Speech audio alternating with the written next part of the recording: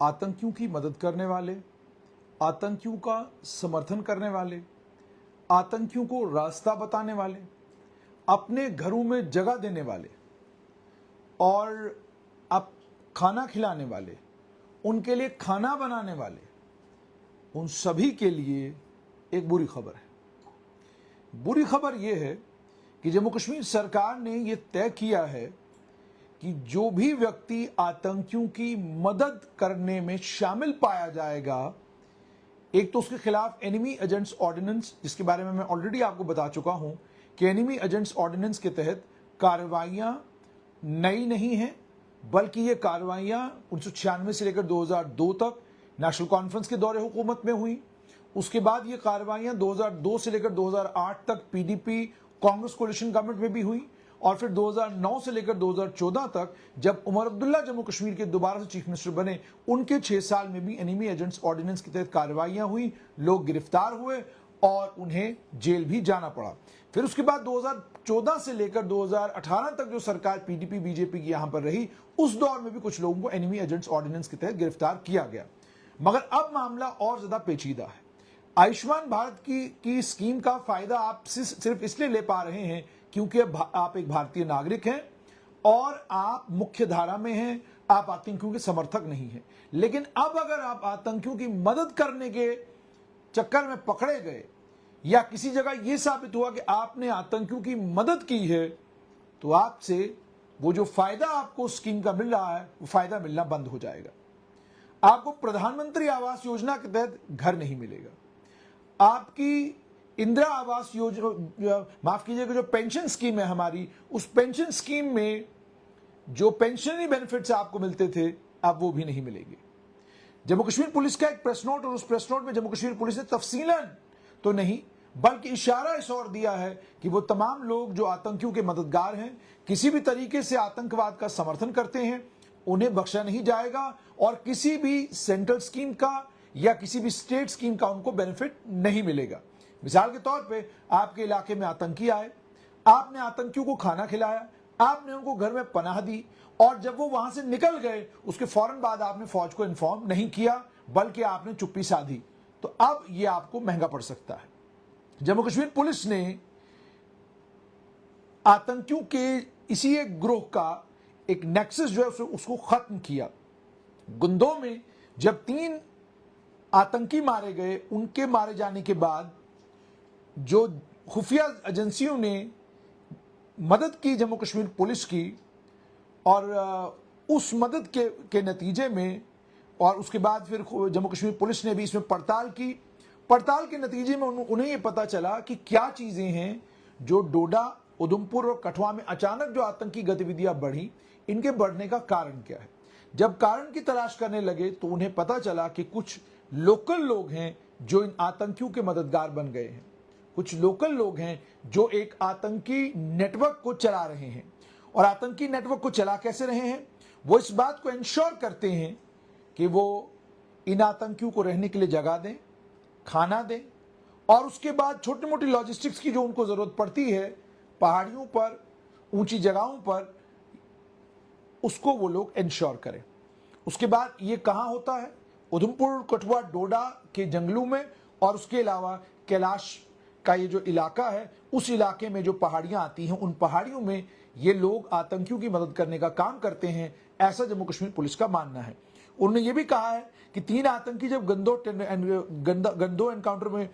Encounter में मारे गए तो उन्होंने इसी मॉड्यूल का की मदद ली थी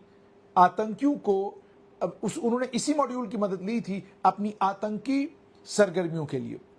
इनका kingpin Mohammad Latif identify किया गया है। इसका नाम उर्फ हाजी लतीफ था, और इसके अलावा 8 लोग और गिरफ्तार किए गए हैं जिनको एनिमी एजेंट्स ऑर्डिनेंस के तहत जो है बुक किया गया है। इसमें अख्तर अली हैं, सन ऑफ लेट रशीद, अंबे नाल तहसील और डिस्ट्रिक्ट कठुआ के रहने वाले, सद्दाम, और इनके पिता का नाम बाजा है, उनकी मृत्यु हो गई है। ये बड्डू बिलावर कठुआ के रहने वाले हैं। खुशाल, ये भी बाजा के पुत्र हैं, बड्डू बिलावर डिस्ट्रिक्ट कठुआ के रहने वाले हैं, दोनों भाई हैं सद्दाम और खुशाल। नूरानी है,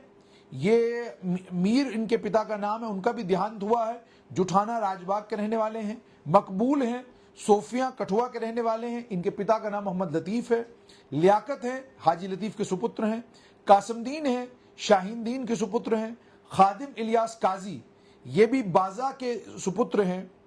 और इन्हें भी गिरफ्तार किया गया है और एनिमी एजेंट्स ऑर्डिनेंस के तहत जो है इन्हें बुक किया गया। इसके अलावा 50 और लोग हैं जो कच्चे जो ढोके हैं वहां पर रह रहे थे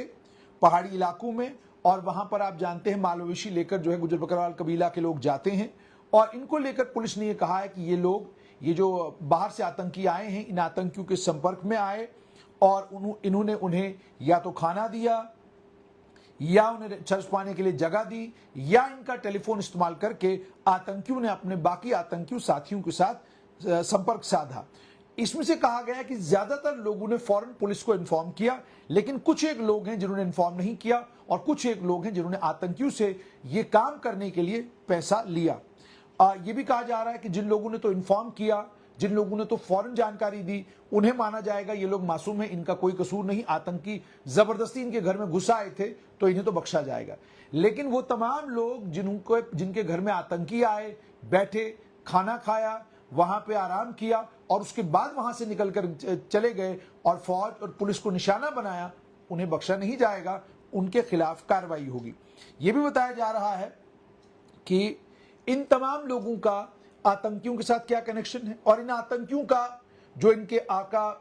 पाकिस्तान के कब्जे वाले जम्मू कश्मीर में और पाकिस्तान में बैठे हैं, उनके साथ ये लोग कैसे संपर्क साधते थे, उसकी पोल पट्टी भी जल्द खोली जाएगी। आगे ये भी बताया जा रहा है कि आम जनता से फिर से दोबारा से गुजारिश की गई है कि अगर कभी भी किसी भी जगह आप आतंकियों के कांटेक्ट में आते हैं, आतंकी आपके घर आते हैं, आतंकी आपके घर को अपना हाइड आउट बनाते हैं, तो आपको फौरन पुलिस को इन्फॉर्म करना चाहिए। अगर आप पुलिस को इन्फॉर्म नहीं करेंगे तो उस सूरत में